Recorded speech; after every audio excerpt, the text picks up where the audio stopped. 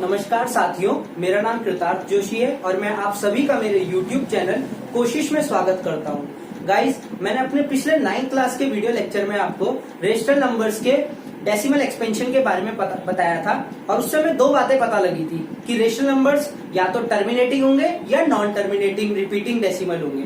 सो इसको एक बार देख लेते हैं फिर से। मान लीजिए कि 25 को अगर मैं 5 से डिवाइड दूं, क्योंकि 25/5 ये एक रेशनल नंबर है क्योंकि ये P/Q की फॉर्म में, इसको डिवाइड देता हूं तो 25 5 5 25 और अगर मैं डिवाइड दूं तो रिमाइंडर क्या आ गया 0। तो ये हमारा टर्मिनेटिंग डेसिमल हो गया। ये हमारा कौन सा डेसिमल हो गया? टर्मिनेटिंग डेसिमल हो गया। अब अगर मैं बात करूं 20/3 की, ये भी हमारा रेशनल नंबर है। क्यों है? क्योंकि ये भी P/Q की फॉर्म में। अगर मैं इसको डिवाइड देता हूं 20 3 6 18, 2 रिमाइंडर बचा पॉइंट। देखिए रिमाइंडर बच गया, इसका मतलब ये टर्मिनेटिंग तो है नहीं। इसकी तरह यहाँ पे 0 था तो ये टर्मिनेटिंग हो गया।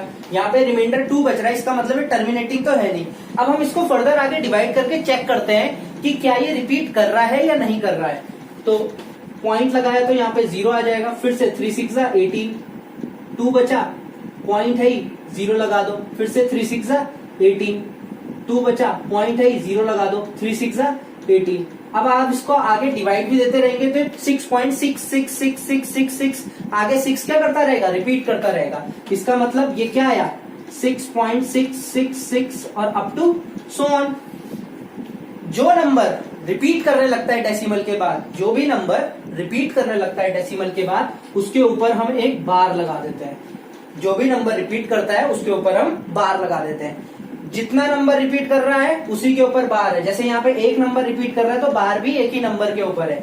अगर ऐसा देखा कहीं आपने 7.765 इस तरीके से और 65 के ऊपर बार है तो ये नंबर कुछ इस तरीके का होगा। इसके ऊपर बार नहीं है तो 7 ऐसे का ऐसे और 65 क्या करेगा? रिपीट करेगा। 65 65 65 65 और अप टू सो ऑन। तो इस तरीके से हमने डेसिमल एक्सपेंशन के बारे में पढ़ा था रेशनल नंबर्स के, कि या तो वो टर्मिनेटिंग होंगे और अगर टर्मिनेटिंग नहीं हुए मतलब नॉन टर्मिनेटिंग हुए तो वो क्या करेंगे? रिपीट करने लग जाएंगे, अपने आप को क्या करने लग जाएंगे? रिपीटिंग। तो या तो वो टर्मिनेटिंग डेसिमल होंगे या वो नॉन टर्मिनेटिंग रिपीटिंग डेसिमल होंगे। आज हम आपकी एक्सरसाइज 1.3 के कुछ क्वेश्चंस को करेंगे और देखेंगे कि उन्हें कैसे करेंगे। एक्सरसाइज 1.3 आपकी एनसीईआरटी बुक्स की एक्सरसाइज 1.3 एनसीईआरटी बुक की आपकी एक्सरसाइज 1.3 हम करने जा रहे हैं। जैसे एनसीईआरटी बुक का हम 1.3 का पहला क्वेश्चन करें तो वो क्या बोल रहा है, आप अपनी बुक्स में भी देख सकते हैं। Write the following in the decimal form and say what kind of decimal expansion each has. हमें बताना है कि हर नंबर का डेसिमल एक्सपेंशन निकालना है, उसके बाद बताना है कि वो कैसा डेसिमल एक्सपेंशन है। मतलब वो टर्मिनेटिंग है, नॉन टर्मिनेटिंग है, नॉन टर्मिनेटिंग रिपीटिंग है, कैसा है। जैसे इसका मैं क्वेश्चन फर्स्ट पार्ट करता हूं जो 36/100 है। 36/100 गाइस, इसको अगर आप डिवाइड करके देखेंगे तो मैं आपको डिवाइड करके भी बता देता हूं। 36/100 तो क्योंकि यहाँ पे 3600 से छोटा है तो पहले ही 0 पॉइंट लग जाएगा। पहले ही क्या लग गया? 0 पॉइंट लग जाएगा। तो यहाँ पे क्या लग गया? 360 हो गया। 100 को 3 से 100 3 जा 300, रिमाइंडर कितना? 60। क्योंकि यहाँ पे डेसिमल है तो एक और 0 लग जाएगा। यहाँ पे डेसिमल है तो एक और 0 लग जाएगा। 6 जा 600। तो क्या देख रहे हैं आप? रिमाइंडर 0 आया। रिमाइंडर क्या आया? 0 आया। तो इसको हम क्या बोल सकते हैं? टर्मिनेटिंग डेसिमल बोल सकते हैं। क्या बोल सकते हैं? Terminating decimal. और टर्मिनेटिंग डेसिमल है तो कैसा नंबर होगा? रेशनल नंबर होगा। गाइस, कंफ्यूज मत करिएगा कि rational numbers terminating decimal, non terminating decimal. Rational number जो होते हैं वो टर्मिनेटिंग भी होते हैं, नॉन टर्मिनेटिंग रिपीटिंग भी होते हैं।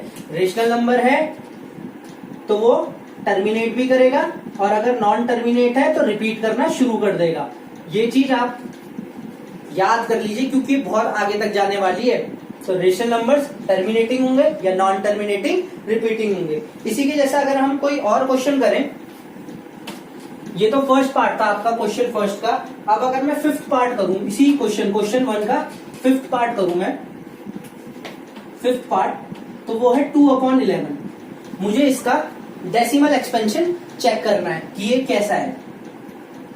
2 और 11, 2 छोटा है तो 0 पॉइंट, तो 20 हो जाएगा। अब 20, 11 1 जा 11, कितना बचा? 9 बचा। पॉइंट है ही 90, 11 8 जा 88, कितना बचा? 2 बचा। डेसिमल है 0, फिर से 11 1 जा 11, कितना बचा? 9, डेसिमल है तो 0, 11 8 जा 88 और 2 बचा। तो आप एक चीज देख सकते हैं कि जो इसका आंसर आ रहा है 0.1818 और आगे भी ये क्या करेगा? रिपीट करेगा। तो मैं इसको ऐसे भी लिख सकता हूँ 0.18 बार, 0.18 का बार। क्यों लिखा? क्योंकि 18 रिपीट करने लग गया। सो गाइस ये नंबर टर्मिनेट नहीं हो रहा है, ये नंबर टर्मिनेट नहीं हो रहा है क्योंकि आगे चलता जा रहा है, लेकिन क्या करने लग गया? अपने आप को रिपीट करने लग गया। तो ये भी क्या होगा? एक रेशनल नंबर होगा। तो इसको मैं क्या लिख सकता हूं? Non terminating repeating decimal, non terminating repeating decimal, non terminating repeating decimal लिख रहा हूं। क्यों लिख रहा हूं? क्योंकि ये ना टर्मिनेट तो नहीं हो रहा है, पूरी तरीके से डिवाइड नहीं हो रहा है, मतलब रिमाइंडर 0 नहीं दे रहा है, लेकिन ये क्या कर रहा है? अपने आप को रिपीट कर रहा है, जिसकी वजह से मैं इसको नॉन टर्मिनेटिंग रिपीटिंग डेसिमल बोलता हूँ।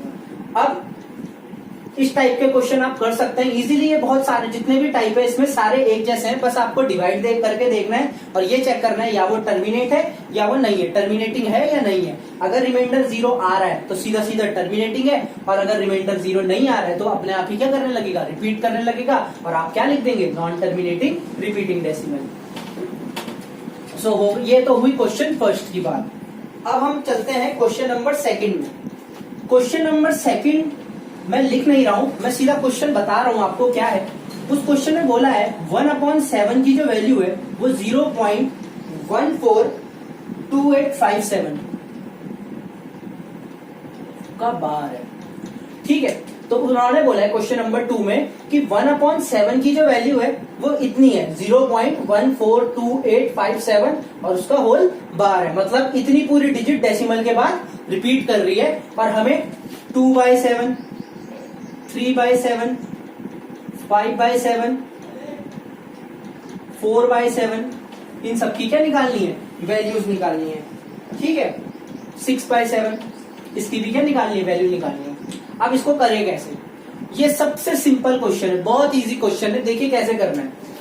हमें 1/7 की वैल्यू गिवन है, हमें 1/7 की वैल्यू क्वेश्चन में पहले से ही गिवन है। अब करें कैसे? देखिए मुझे 2/7 की वैल्यू निकालनी है, तो 2/7 को मैं ऐसे भी तो लिख सकता हूं 2 इंटू 1/7, क्योंकि 2 1 जा 2 और 7 का 7, तो 2 1 जा 2, इसको मैं 2/7 को 2 इंटू 1/7 लिख सकता हूं। अब 2 इंटू 1/7 जो है इसकी जो वैल्यू है ये पहले से ही हमें क्वेश्चन में दे रखी है। जो 1/7 है इसकी जो वैल्यू है वो पहले से ही हमें क्वेश्चन में दे रखी है, तो मैं यहाँ पे 1/7 की वैल्यू लिख दूंगा 2857 और इसका होल बार। इसको आप मल्टीप्लाई करिए, जो भी आंसर आएगा वो 2/7 की वैल्यू हो जाएगी। इसी तरीके से अगर आपको 3/7 की वैल्यू निकालनी है तो 3/7 को आप कैसे लिख सकते हैं? 3 इंटू 1/7 3 और 1/7 की वैल्यू 0.142857 इसका होल बार, और फिर से 3 से इसको मल्टीप्लाई करिए, जो आएगा वो आपका आंसर हो जाएगा। ये आपका क्वेश्चन नंबर सेकंड है। इतना कुछ इसमें रॉकेट साइंस तो है नहीं कि बहुत ज्यादा, बस आपको मल्टीप्लीकेशन करना है और 1/7 की वैल्यू पहले से दे रखी है और 2/7, 3/7, 4/7, 5/7 और 6/7 की वैल्यू निकालनी है। तो 1/7 की वैल्यू आपके पास पहले से है। 2/7 को हम कैसे लिख सकते हैं? 2 इंटू 1/7 और 1/7 की वैल्यू यहाँ पे पुट कीजिए, मल्टीप्लाई कीजिए, आंसर पुट कीजिए, मल्टीप्लाई कीजिए, आंसर। मैं मल्टीप्लाई इसलिए नहीं कर रहा हूँ क्योंकि मल्टीप्लीकेशन आप लोग खुद कर सकते हो और इतना कुछ कठिन नहीं है मल्टीप्लाई करना। अब हम चलते हैं क्वेश्चन नंबर 3 के पास, क्वेश्चन नंबर 3 पे। अब क्वेश्चन नंबर 3 आपका सबसे इंपॉर्टेंट क्वेश्चन है। क्वेश्चन नंबर 3 आपका बहुत इंपॉर्टेंट क्वेश्चन है इस चैप्टर का। सॉरी, क्वेश्चन नंबर 3 आपका बहुत इंपॉर्टेंट क्वेश्चन है। ये क्वेश्चन आपका 10th में भी पूछा जाएगा है, लेकिन वो पेपरों में बहुत कम, बहुत रेयर चांस है कि वो 10th के बोर्ड में पूछा जाए, क्योंकि 9th में पूछ लिया जाता है। इसलिए क्वेश्चन क्या है, क्वेश्चन ये बोल रहा है right the following in P upon Q form. हमें जो नीचे दिया हुआ है क्वेश्चनों में उसको P अपॉन Q की फॉर्म में लिखना है। जैसे इसका पहला पार्ट है 0.6 बार, 0.6 बार, इसको मुझे P अपॉन Q की फॉर्म में लिखना है, जिसमें Q 0 के बराबर नहीं है। अब एक चीज देखिए, 0.6 बार, बार किस पे आ रहा है, 6 पे आ रहा है, इसका मतलब है टर्मिनेट तो हो नहीं रहा होगा, ये क्या कर रहा होगा, अपने आप को रिपीट कर रहा होगा। तो ये कैसा डेसिमल होगा, नॉन टर्मिनेटिंग रिपीटिंग डेसिमल। अभी मैंने आपको बताया कि ये रिपीट कर रहा है, इसका मतलब ये टर्मिनेट नहीं हो रहा होगा, ये नॉन टर्मिनेटिंग होगा, और क्योंकि बार लगा है तो इसका मतलब रिपीट कर रहा होगा, और क्योंकि ये नॉन टर्मिनेटिंग रिपीटिंग हुआ इसलिए ये रेशनल नंबर होगा, और रेशनल नंबर को हम P अपॉन Q की फॉर्म में लिख सकते हैं। इसलिए इसको क्वेश्चन को बोला गया है कि इस फॉर्म को P अपॉन Q की फॉर्म में लिखो। पहले वाले क्वेश्चन में P अपॉन Q फॉर्म दे रखी थी और इस फॉर्म में बनाना था, अब ये फॉर्म दी है और P अपॉन Q की फॉर्म में लिखना है। पहला वाला क्वेश्चन तो सिंपल डिवीजन था। अब देखिए इसको कैसे करते हैं। ये क्वेश्चन का एक मेथड है और बहुत इजी क्वेश्चन होता है, इतना कुछ कठिन नहीं होता है इसमें। देखिए ये क्वेश्चन है, सबसे पहला काम होता है आप लेट x इक्वल टू 0.6 बार। जो भी आपको क्वेश्चन में दिया है उसको x के बराबर मान लीजिए, जो भी आपको क्वेश्चन में दिया है उसको x के बराबर मान लीजिए। तो x इक्वल टू 0.6 बार है तो 6 6 6 और अप टू सो ऑन, ये हो गई मेरी इक्वेशन 1। क्योंकि 6 के ऊपर बार है तो इसका मतलब 6 6 6 6 रिपीट कर रहा होगा, तो मैंने बार हटा के 6 को 3 बार लिख दिया, और up to so on, dot dot dot का मतलब होता है कि आगे भी चल रहा है। अब इसमें एक चीज देखिए, जितना नंबर रिपीट कर रहा है उतने ही, जैसे 6 एक नंबर रिपीट कर रहा है, सिर्फ एक ही नंबर तो रिपीट कर रहा है 6, और कोई नंबर रिपीट नहीं कर रहा है। अगर एक नंबर रिपीट कर रहा है तो आप इक्वेशन 1 जो बनी है उसको दोनों तरफ 10 से मल्टीप्लाई करेंगे। इससे मल्टीप्लाई करेंगे 10 से। अगर 2 नंबर रिपीट कर रहे हैं, अगर एक नंबर रिपीट कर रहा है, 1 नंबर रिपीट कर रहा है तो इंटू 10 करेंगे। 2 नंबर रिपीट कर रहे हैं, मान लीजिए 0.67 का बार होता तो 2 नंबर रिपीट कर रहे हैं आपके, अगर 2 नंबर रिपीट कर रहे हैं तो इंटू, पहले अगर एक नंबर था तो 1 0, 2 नंबर है तो 1 के आगे 2 0।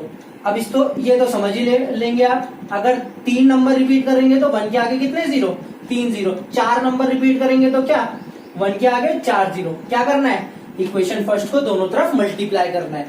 सो 0.6 का बार हमें दे रखा है, हम x की वैल्यू हमें 0.6 बार मान ली गई है हमने।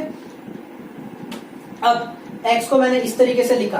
अब क्योंकि एक नंबर रिपीट कर रहा है तो मैं दोनों तरफ 10 से मल्टीप्लाई करूंगा। ये बहुत इंपॉर्टेंट स्टेप है, इसमें ये चीज याद रखनी है आपको कि अगर एक ही नंबर रिपीट कर रहा है तो दोनों तरफ 10 से मल्टीप्लाई करें, 2 नंबर रिपीट कर रहे हैं तो दोनों तरफ 100 से, 3 कर रहे हैं तो 1000 से। जैसे जैसे नंबर रिपीटिंग नंबर का जो रिपीटिंग डेसिमल है वो बढ़ रहे हैं, वैसे वैसे जीरोस भी क्या करेंगे आप, बढ़ाते जाएंगे।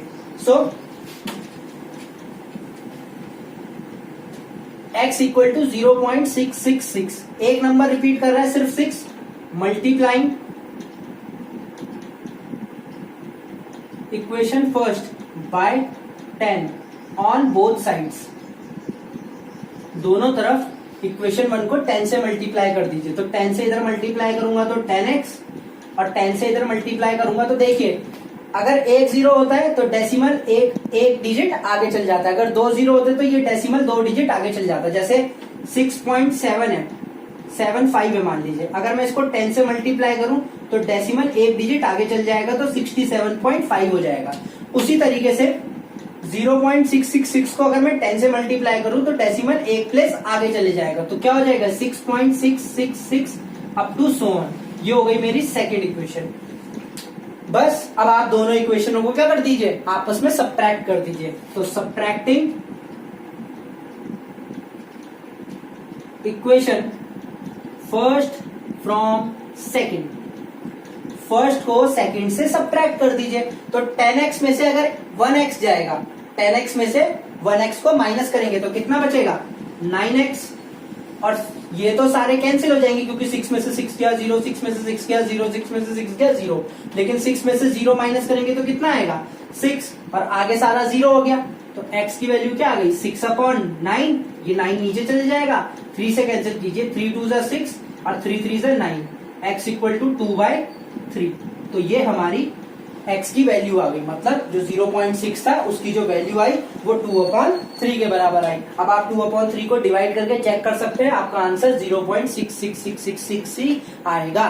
तो ये रहा पहला पार्ट, इस क्वेश्चन का पहला पार्ट। उसने क्या बोला 0.6 के बार को p/q की फॉर्म में लिखिए, तो x इक्वल टू 0.6 का बार, इसको मैंने पूरी तरीके से क्या करा ओपन कर दिया, बार हटा दिया, एक नंबर रिपीट कर रहा है तो दोनों तरफ 10 से मल्टीप्लाई, दोनों तरफ 10 से मल्टीप्लाई करा, ये मेरी इक्वेशन सेकंड बनी। इस इक्वेशन में से इस इक्वेशन को माइनस कर दीजिए, सेकंड में से फर्स्ट को माइनस कीजिए, आपका ये बचेगा, और उसके बाद x के लिए सॉल्व कीजिए और आपकी x की वैल्यू आ जाएगी।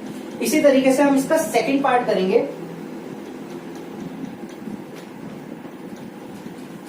इसी क्वेश्चन का सेकंड पार्ट करेंगे, और थर्ड पार्ट आपको मैं कहूंगा कि आप खुद ट्राई कीजिएगा।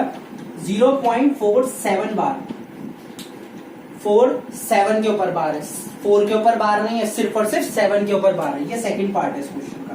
तो फिर से लेट जो दिया रहता है उसको x मान के चलिए, x इक्वल टू 0.47 का बार, तो x इक्वल टू 0.4। देखिए सिर्फ 7 रिपीट कर रहा है क्योंकि 7 के ऊपर बार है, 4 के ऊपर नहीं है, तो 4 ऐसे का ऐसे आएगा, और 7 7 7 up to so on. Guys एक चीज मैं आपको बता दूं, हमारा काम ये पहले हमारी ये फर्स्ट इक्वेशन हो गई। अब क्योंकि यहाँ पे 4 रिपीट नहीं कर रहा है, 4 रिपीट नहीं कर रहा है, तो सबसे पहले हमारा काम होता है कि जो नंबर रिपीट नहीं कर रहा है उसको डेसिमल के इस तरफ लाए, मतलब उसको डेसिमल से इधर करें। तो क्योंकि एक ही नंबर रिपीट नहीं हो रहा है, इस केस में ये दूसरा केस है, इसमें 4 रिपीट नहीं कर रहा है, तो 4 को हम इस तरफ लाएंगे। पहले हमारा काम होता है जो नंबर रिपीट नहीं कर रहा है उसको इधर लाएं, तो मल्टीप्लाइंग इक्वेशन फर्स्ट बाय 10, मैं इक्वेशन फर्स्ट को 10 से मल्टीप्लाई कर रहा हूं। इसमें कंफ्यूज मत हो जाइएगा पिछले वाले क्वेश्चन की तरह कि एक ही नंबर रिपीट कर रहा है तो मैंने 10 से मल्टीप्लाई कर दिया, नहीं, पहले मैं क्या कर रहा हूं, जो नंबर रिपीट नहीं कर रहा है उसको इधर ला रहा हूं, क्योंकि एक ही नंबर रिपीट नहीं कर रहा है तो उसको 10 से, अगर 2 नंबर रिपीट नहीं कर रहे होते तो मैं 100 से मल्टीप्लाई करता, लेकिन अभी एक नंबर रिपीट नहीं कर रहा है, पहले मैं इसको ला रहा हूं। तो कितना हो जाएगा ये 10x इक्वल टू 4 इधर आ जाएगा, 4.777 अप टू सो ऑन। ये हो गई मेरी इक्वेशन सेकंड। अब यहां देखिए, अब आया हमारा क्वेश्चन सही, क्यों? क्योंकि अब पॉइंट के इस तरफ सारे रिपीटिंग डेसिमल रह गए। फिर से हमारा काम क्या है, एक ही नंबर रिपीट कर रहा है, फिर से अब इस इक्वेशन को, इस वाली इक्वेशन को आप 10 से फिर से मल्टीप्लाई कीजिए, multiply equation second by 10 again,